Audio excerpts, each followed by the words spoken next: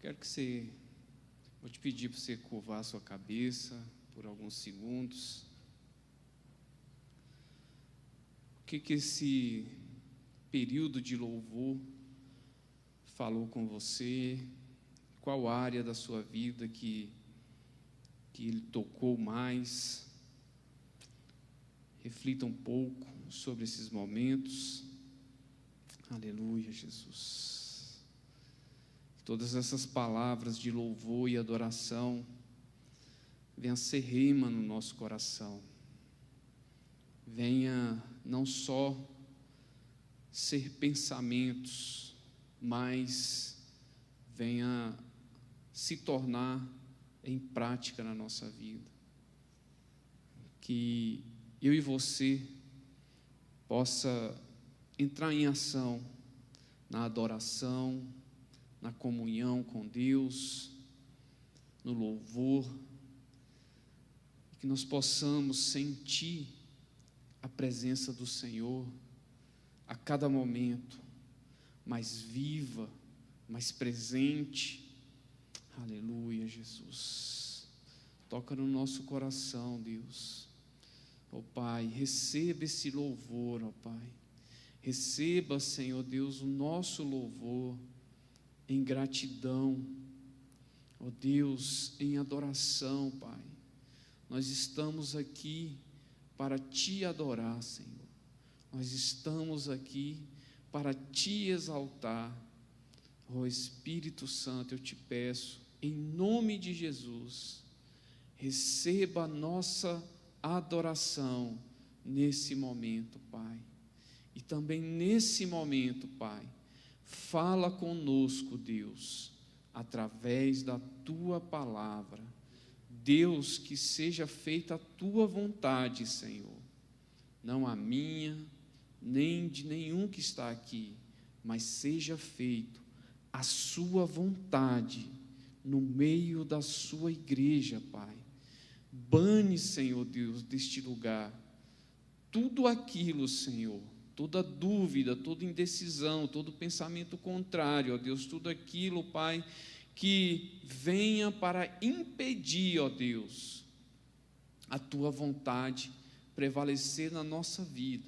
Eu te peço em nome de Jesus, Pai, repreenda todo o mal, repreenda, Senhor Deus, toda frieza, toda fraqueza espiritual, Pai, ó Deus, toda incredulidade, Senhor. Deus, bane, Senhor Deus, lança para longe da nossa vida, porque o que nós queremos é sentir, ouvir a Tua palavra e, acima de tudo, praticá-la segundo a Tua vontade, em nome de Jesus. Amém. Amém, igreja? Glória a Deus, né? O Senhor é bom e as Suas misericórdias duram para sempre. E é nesse fundamento que nós temos que estar bastante alicerçado. Saber que as misericórdias do Senhor duram para sempre. E por isso nunca é tarde de cada um, nunca é tarde para que cada um se chegue à presença de Deus com o coração quebrantado e pronto para ter uma mudança de vida. Amém? Hoje nós vamos falar um pouco sobre a ira de Deus. Um tema que é pouco falado, mas eu fiquei maravilhado ao estudar esse tema e ver quantas vezes que fala sobre a ira de Deus na palavra. E muitas vezes, as igrejas, os pregadores querem fugir desse tema, mas é um tema onde traz algumas características de Deus. Como eu falei na semana passada sobre as emoções de Deus, e quando nós falamos de emoção, nós falamos de tudo aquilo que Deus sente, e quando nós falamos daquilo que Deus sente, é aquilo que nós sentimos também, porque Deus fez eu e você segundo a imagem e semelhança dele, não apenas no aspecto físico, mas também no aspecto emocional. Então, isso faz parte da vida do ser humano. Todos nós conhecemos, né? Todos nós, né, já passamos aí por algum momento semelhante a esse. Mas como lidar com isso, né? Quando nós falamos da ira de Deus, é um tema também muito famoso, né? Nós temos até um grande sermão que se chama Pecadores na Mão de um Deus Irado. Esse sermão foi pregado por um grande homem de Deus chamado Jonathan Edwards, e ele, na sua transcrição ali no livro, conta que durante o sermão, as pessoas que estavam ali ouvindo, estavam se segurando nas cadeiras, né? Naquela época não eram cadeiras de plástico, mas aquelas cadeiras, né, de igreja, de madeira. Então, todo mundo se segurando, né, nas cadeiras com medo do fogo do inferno, né? Porque o sermão foi tão tremendo, né, que as pessoas sentiram tudo isso. E quando nós vamos para a palavra, nós vamos ver a ira de Deus, mas também nós vamos entender o porquê que Deus agiu daquela forma, e porque Deus sentiu, né, teve aquele sentimento de ira. E a ira, ela chega na nossa vida a qualquer momento, né? Dependendo de uma situação que nós estamos vivendo, nós podemos, né, chegar a esse sentimento. Nós podemos ter esse sentimento, só não podemos deixar que esse sentimento nos domine. Então, o cristão, ele precisa lidar com tudo isso. E como aprender a lidar com tudo isso? Diante daquilo que Deus nos mostra. E quando nós falamos da ira, né, é um sentimento intenso, é algo que você sente ali com tanta intensidade que você chega a um determinado estágio de, né, emoção. E aí lá no hebraico, essa palavra aí é traduzida, ela é aivrar, que significa um sentimento intenso. Então, o que nós fazemos quando nós temos esse sentimento? E aí, quando nós falamos da ira, é uma forte emoção, um descontentamento, uma fúria ou uma indignação.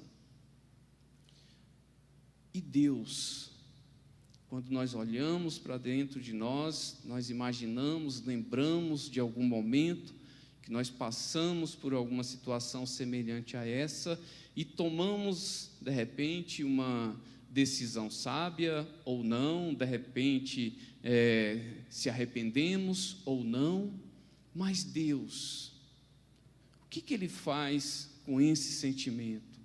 E quando que Deus ira? Como que é a natureza de Deus? Quando nós falamos de natureza, de repente a gente olha para uma pessoa e fala assim, nossa, aquela pessoa tem uma natureza forte, né? Ela é uma pessoa geniosa. Nós já damos uma característica para aquela pessoa naquela determinada área ou naquele momento. Então a gente já faz uma leitura, né, daquela pessoa. E Deus? Será que nós conhecemos Deus nesse lado devocional, né, desse lado de sentimento? Porque quando nós machucamos alguém, a gente também fica triste, né? A gente também fica com aquela coisa, nossa, não foi legal como eu agi com aquela pessoa. Então a gente se preocupa com o sentimento daquela pessoa, com as emoções daquela pessoa. E Deus? Será que nós temos se preocupado? Como eu falei, não é pecado irar. Lá em Efésios 4:26 diz, irai-vos e não pequeis.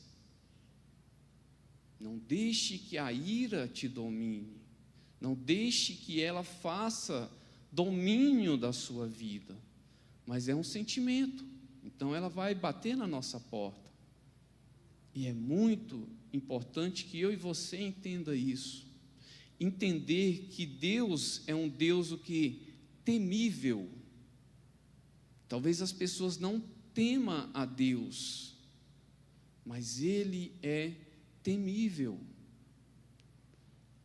Porque quando o ser humano vai para longe de Deus, ele sente a diferença. Ele sabe como que é estar longe de Deus. E aí nós temos alguns exemplos. Lá em Naum, por exemplo, capítulo 1, versículo 6 diz: diante da face da sua indignação, quem poderá subsistir? E quem resistirá contra a ira do seu furor? A sua indignação se derramou como fogo, e ele fez que se derretesse as mesmas pedras. Essa palavra aqui, ela veio sobre a Assíria, e principalmente sobre a capital da Assíria, que era Nínive. E ele fala, né, que Deus ia fazer uma varredura ali, como a água do mar,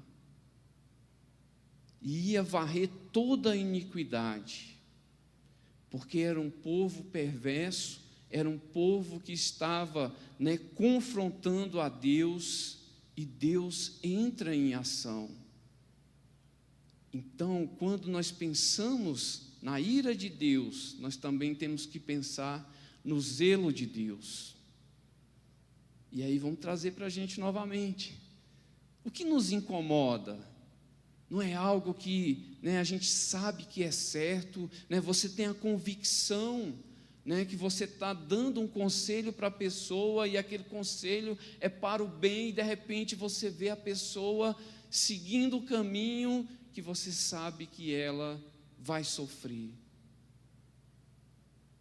Você se sente incomodado, você chega a sentir essa forte emoção, porque você está vendo o perigo diante da vida daquela pessoa, mas ela não toma uma decisão correta.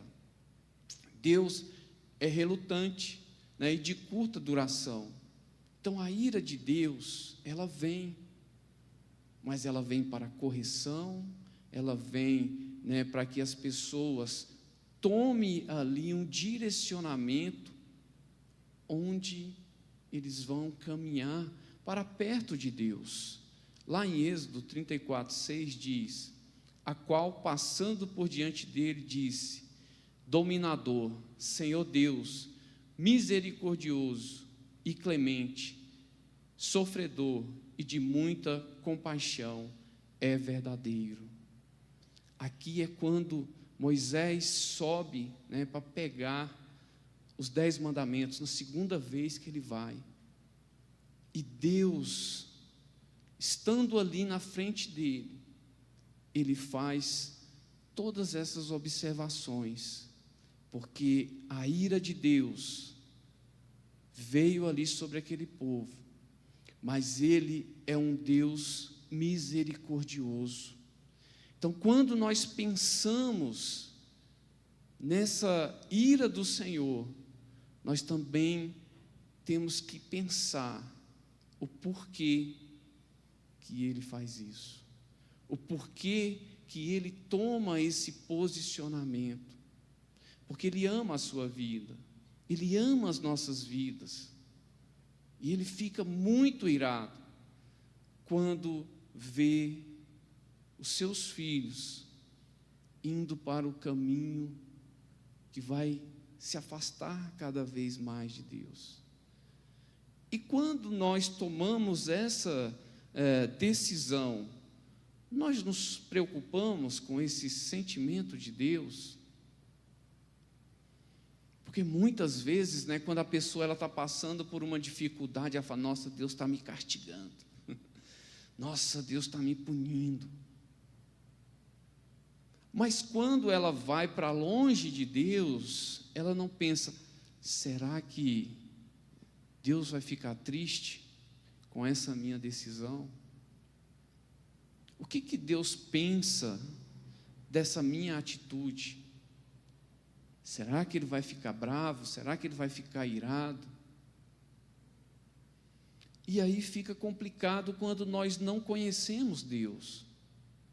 Nós sabemos que Ele pode nos abençoar, nós sabemos que Ele pode nos conceder bênçãos, milagres, né, nos tirar de uma situação muito difícil, mas nós não conhecemos Deus. Se a gente não conhece Deus, como que a gente vai entender ou começar a entender as emoções dele? Você conhece quando o seu pai fica bravo, quando a sua mãe fica chateada? Da mesma forma é Deus. Mesmo fazendo algo errado, você sabe, nossa, eu vou fazer, mas minha mãe vai ficar uma fera, vai ficar muito indignada. Você sabe porque você conhece a sua mãe, você conhece o seu pai. Mas aí a gente quer tudo de Deus, mas a gente não quer conhecer Ele. A gente não quer saber qual é o sentimento dEle pela nossa vida, o amor dEle para com a nossa vida. E aí nós preferimos mais amar as coisas que nos afastam de Deus do que buscar entender Deus, buscar estar próximo de Deus, ter essa comunhão com Deus, ter essa intimidade com Deus. Porque a cada momento que nós caminhamos nessa direção, nós temos menos risco de magoar a Deus, porque nós conhecemos mais a Ele, e com isso, nós temos mais certeza do que Ele gosta, qual é a vontade dEle para as nossas vidas. A ira de Deus é consistente com seu caráter, justo e misericordioso. A ira de Deus não é como a nossa ira, que nós nos iramos, fazemos coisas que, falamos coisas que machucam, falamos coisas que não devíamos falar, uma palavra que não foi aproveitada, uma palavra que ela saiu da nossa boca, mas ela não valeu nada positivamente. Como eu falei na semana passada, a morte e a vida está no poder da língua. E quando essa ira bate na nossa porta, nós temos que saber trabalhar ela. Talvez seja o momento de falar, olha, agora eu não vou falar nada, deixa eu pensar um pouco, deixa eu me acalmar um pouco. Mas a ira de Deus não é assim. A ira de Deus, ela é justa, ela é misericordiosa. O que isso significa? Que a ira dele vem para nossa própria misericórdia. Veja lá quando o povo estava pecando de uma forma, que Deus estava muito chateado, através da idolatria, da prostituição, meio político, os reis tinham se corrompido, os reis procuravam fazer tudo de forma errada, através do suborno, através das coisas ilícitas. Deus fica muito chateado e manda aquele povo, permite que aquele povo vá para o cativeiro. Qual era o objetivo de Deus? Restaurar aquela nação, restaurar aquele povo, porque Ele tinha um projeto. Então Deus age com justiça e com a sua misericórdia em primeiro lugar. Cumpre os seus propósitos de Deus. A ira de Deus, ela age de forma a cumprir no final o plano de Deus. E dentro do propósito que Deus tem para cada um de nós, Ele age para que esse propósito venha se concretizar. E ninguém pode impedir isso. Quando eu falo ninguém, é ninguém. Nem poderes, nem potestades, nem demônios, ninguém. A única pessoa que pode impedir o propósito de Deus se cumprir é você mesmo. Se você não quiser, Deus não é invasor. Ele não chega e fala, olha, eu sinto muito, você queria ir para o outro lado, mas eu quero que você vá para este canto. Deus não faz isso. Mas Ele te veste com todas as armaduras celestiais, e nem o poder do mal vai conseguir prevalecer contra a sua vida, porque você está dentro dos propósitos de Deus. E essa ira faz com que Deus entre em ação a favor do propósito que Ele tem na vida de cada um. Lá em Jeremias 23, 20 diz: a ira do Senhor não retornará até que Ele tenha executado e realizado os pensamentos do seu coração. Nos últimos dias, vós ponderarás a respeito disso perfeitamente. Então veja que a ira do Senhor não retorna até que Ele tenha executado todos os seus planos. A ira de Deus, ela vem para que eu e você tenha noção do que é e qual é a direção de Deus para as nossas vidas. E ali naquele momento, a nação de Israel, eles tinham se corrompido, com as nações vizinhas, uma nação que adorava ao Deus Baal, e as mulheres daquela região tinham seduzido o povo de Deus, e eles tinham sido levados ali para aquelas cidades, se corrompido em festas, se corrompido em todo meio de perversidade, e Deus, Ele entra com a sua ira. Então a ira do Senhor, ela vem a todo momento que o homem, ele se sente seduzido para as coisas que o levam para longe de Deus. Então, qual é as causas da ira de Deus? A idolatria, a incredulidade. E quando nós falamos desses dois temas, nós temos que pensar que idolatria é tudo aquilo que você coloca acima de Deus. Tudo aquilo que você dá mais prioridade acima de Deus. Muitas vezes nós deixamos de estar na presença do Senhor para fazer outras coisas.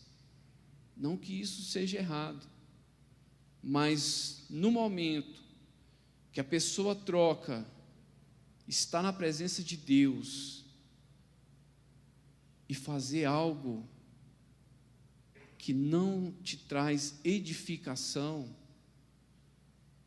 tenha certeza que nesse momento você está perdendo uma grande oportunidade de estar perto do Senhor. A incredulidade. Muitas vezes as pessoas não têm noção do que é crer no Senhor Jesus, caminhar dentro dos propósitos do Senhor Jesus, estar segundo a vontade de Deus, está no caminho de Deus, e muitas vezes deixam de receber as grandes promessas do Senhor. Israel se uniu a Baal-peor, e a ira do Senhor se acendeu contra Israel. Então veja que a ira de Deus, ela vem a todo momento que o povo se desvia da presença do Senhor.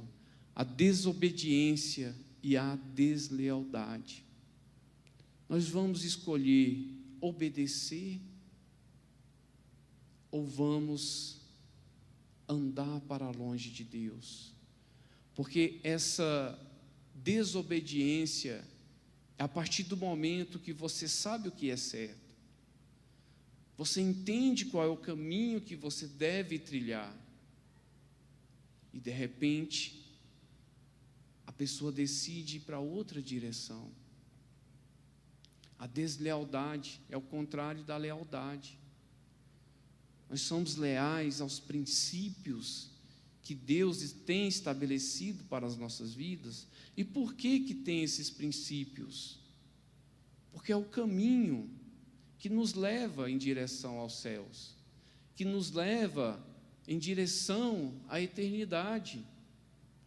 Se nós sabemos que no céu não entra pecado, no céu não entra mentira, no céu não entra desejo de vingança, rancor, sentimento de amargura, então a Bíblia ela vem para nos ensinar a sermos fortes diante de tudo isso que acontece, diante de tudo que vem, nas nossas semanas, nos nossos dia a dia, algumas situações que Deus vai nos capacitar.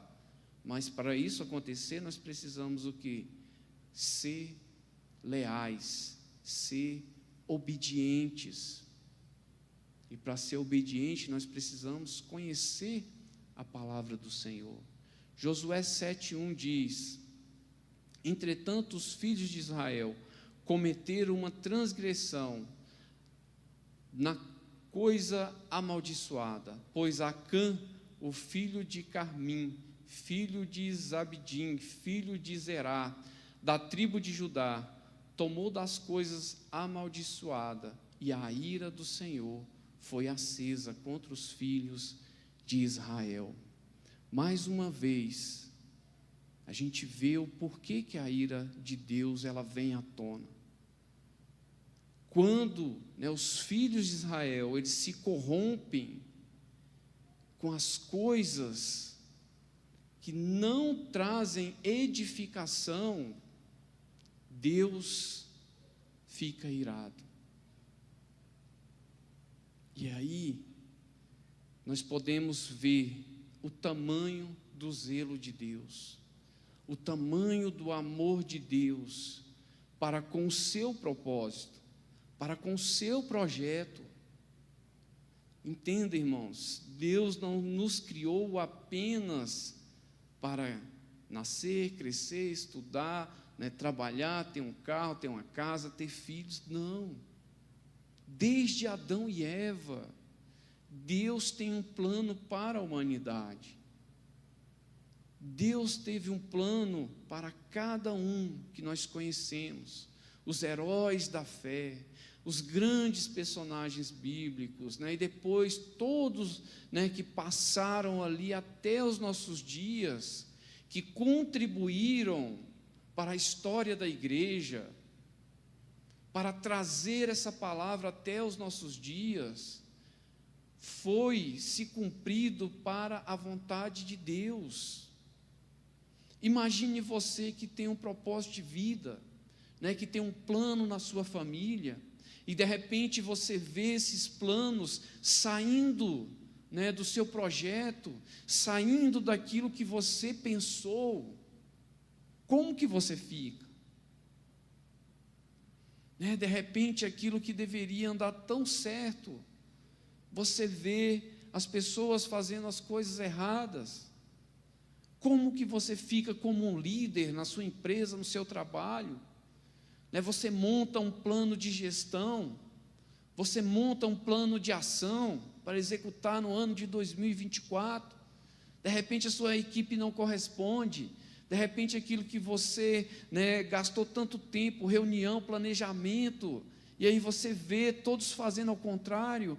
Qual é o seu sentimento? Como que você fica?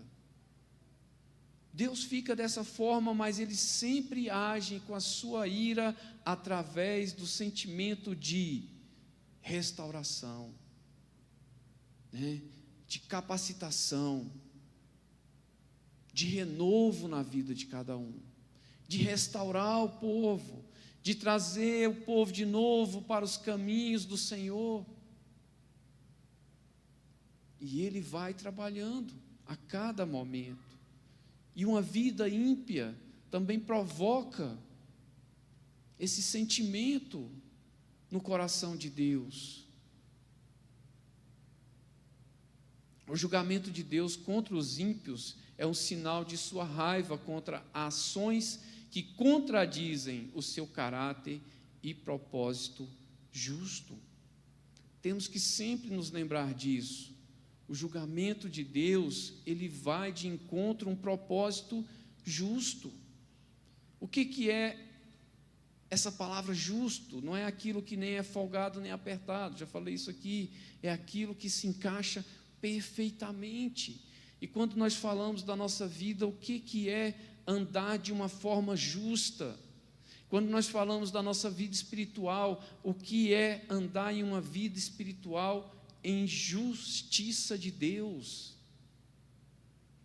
Porque senão nós vamos ser apenas meros frequentadores de igreja. E a ira de Deus, ela se levanta contra o orgulho, contra a arrogância, contra a hipocrisia. E tudo isso tem que ser banido do meio da igreja. Se nós queremos uma igreja santa, uma igreja que realmente restaura vidas, de uma igreja que opera milagres, de uma igreja que leva a palavra de Deus, nós temos que banir também todos esses princípios. Porque isso aqui é o beabá, o arroz com feijão, de saber o que provoca a ira de Deus. Se a pessoa está sendo arrogante, se a pessoa está sendo hipócrita, ela tem que largar isso. Porque, ao contrário, Deus é amor. E quando Ele vê a nossa disposição para fazer tudo isso, de abandonar a ira, o furor, Ele é fiel e justo, e Ele vai ao nosso lado. Ele caminha ao nosso lado, para nos erguer, para nos levantar, para nos capacitar. E aí, olha só, em Mateus 23, versículo 27 e 28 diz: ai de vós, escribas e fariseus, hipócritas, porque sois semelhante aos sepulcros caiados, que por fora realmente parecem formosos, mas por dentro estão cheios de ossos de homem mortos e de toda a impureza. Assim também vós exteriormente pareceis justo aos homens, mas por dentro estáis cheios de hipocrisia e de iniquidade. Sabe o que a gente se engana muito? É que a gente pensa que Deus só está vendo por fora, mas Deus está vendo o inverso. Deus vê primeiro o coração, Deus vê primeiro a nossa mente, e de repente a gente acha que só está mostrando o exterior. Para as pessoas, sim. Para a sociedade, sim. Mas para Deus, Ele está vendo o que está lá dentro. Então vamos reavivar tudo isso. Vamos nos levantar diante da presença de Deus. Porque Ele não quer que eu e você esteja parado. Ele quer uma vida de ação, uma vida de movimento. Ele quer uma vida de renovo. Então, a todo momento que a gente sentir que algo está irando Deus, vamos mudar de caminho, vamos mudar os nossos propósitos, reclamações e oposições aos propósitos de Deus. Muitas vezes as pessoas estão querendo a bênção de Deus, mas reclamam, mas estão em oposição ao que Deus quer. Deus quer te abençoar, sim. Deus quer te fazer próspero, sim.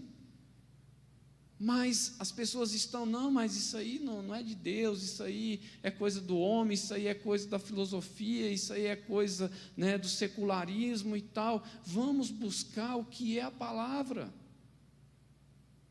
Vamos buscar o que é verdadeiro. Porque a cada momento que nós entramos em oposição, nós vamos contra os propósitos de Deus. E isso deixa Deus irado. E isso entra ao contrário dos propósitos de Deus. Números 11:1 diz: entretanto se levantou uma murmuração do povo contra o Senhor, como de quem se queixava da fadiga que padecia. O que, ouvindo o Senhor, se irou, e acendido contra eles o fogo do Senhor, devorou a última parte do campo. Veja que o povo até alguns historiadores, né, ficam admirados com o tamanho da ingratidão do povo, porque era um povo que viu grandes maravilhas, que viu grandes prodígios do Senhor, e de repente começa uma murmuração, e de repente começa, né, contrapor aquilo que Deus tinha feito. Imagine você sempre ajudar uma pessoa, né? Pessoa que necessita, uma pessoa que está precisando de um auxílio. Eu creio que vocês já passaram por isso, alguns. E de repente você vê aquela pessoa, não, mas o fulano, nossa, mas ele não ajuda ninguém. Nossa, não, ele, pessoa muito insensível. E de repente você fala assim, nossa, mas eu ajudei tanto essa pessoa. Eu tive lá do lado, na hora que ela estava, né, triste, na hora que ela perdeu tudo, na hora que ela estava sem nada. Agora imagina Deus, irmãos, trabalhar tudo isso, toda a história da criação, tudo isso, e de repente Ele vê o povo dele indo contra Ele. É coisa para nós pensarmos, refletirmos. E aí vem a injustiça, né? Dentro desse exemplo, você vai se considerar, né, injustiçado, porque o tanto que você ajudou essa pessoa, o tanto que você, né, esteve ao lado dessa pessoa, e isso provoca a ira de Deus. Zacarias 7, do 9 a 12 diz: isto profere o Senhor dos Exércitos, dizendo: julgai segundo a verdadeira justiça, e cada um de vós exercite com seu irmão a obra de misericórdia e piedade, e não oprima a viúva, nem o órfão, nem o estrangeiro, nem o pobre, e nenhum conforme o seu coração mau intento contra o seu irmão. Porém, eles não quiseram atender à minha voz, antes se retiraram, voltando-me as costas, e ensurdecerão os seus ouvidos para não me ouvirem. E olha que Deus, ele vem com um propósito para os cristãos, que são esses: ajudar os órfãos, as viúvas, né? E o que a igreja está fazendo? Quais os caminhos que a igreja está caminhando? Porque quando Deus, ele levanta um povo, forma esta igreja, ela tem um propósito: levar a palavra, abençoar aqueles que estão necessitados. E se nós não estamos fazendo isso, isso também entristece o coração de Deus. Nós queremos muito para nós, mas para o nosso próximo, o que nós estamos fazendo? Qual o caminho que nós estamos trilhando? Porque isso também entristece o coração de Deus. Continuando: sim, fizeram os seus corações como pedra de diamante. E lendo essa palavra, né, imagina um diamante para quebrar, né? Como é difícil. E as pessoas hoje estão como essa palavra, com o coração endurecido, com o coração petrificado como rocha, que nada derruba. Talvez eu estou falando aqui e alguém que está nos ouvindo, né, está dessa forma. Mas se nós queremos agradar a Deus, transformar as emoções de Deus, nós precisamos de retroceder, para que não ouvissem a lei, nem as palavras que o Senhor dos Exércitos enviaram pelo seu Espírito através dos primeiros profetas. Por isso veio a grande ira do Senhor dos Exércitos. E lá no Velho Testamento vem a lei. Depois no Novo Testamento, Jesus vem falando. E isso vem para nos fortalecer, para nos estar ali concretizando aquilo que vem desde o início. E por que que nós vamos endurecer o coração? A rejeição dos servos de Deus. Muitos têm rejeitado.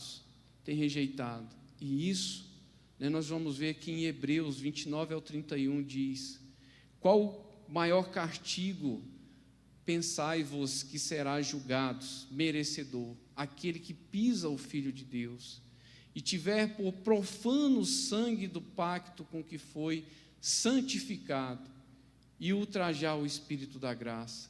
Porque conhecemos aquele que disse: a vingança pertence a mim, eu retribuirei, diz o Senhor, e outra vez o Senhor julgará o seu povo. Coisa terrível é cair nas mãos do Deus vivo.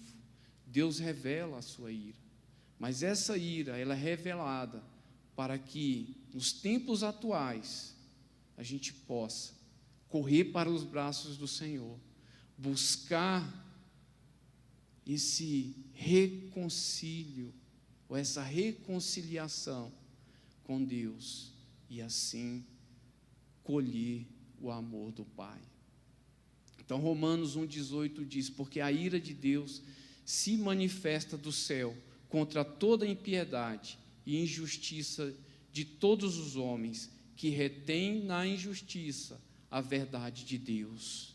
Então isso Deus nos orienta e nos capacita.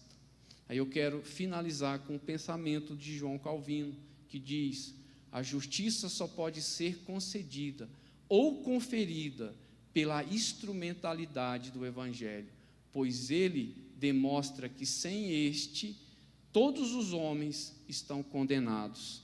A salvação, pois, será encontrada unicamente no Evangelho.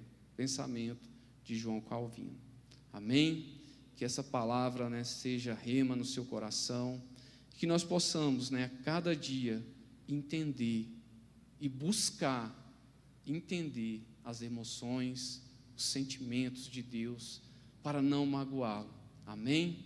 Deus abençoe a vida de todos em nome de Jesus.